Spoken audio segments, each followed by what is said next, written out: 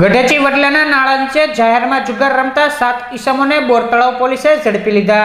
Bortalav police મથકના સ્ટાફને બાતમી મળી હતી કે ગઢેચી વડલાના નાળા નીચે અમુક ઈસમો જાહેરમાં જુગાર રમી રહ્યા છે।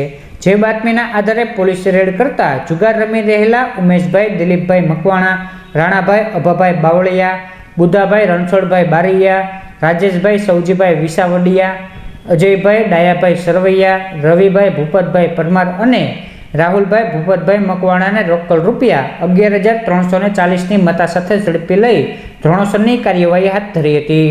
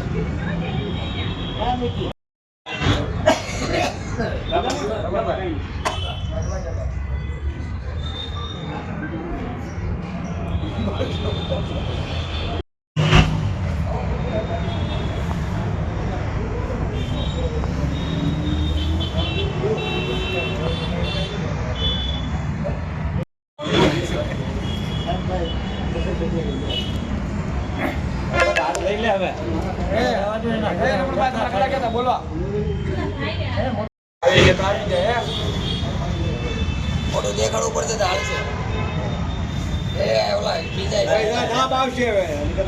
નામ આવશે।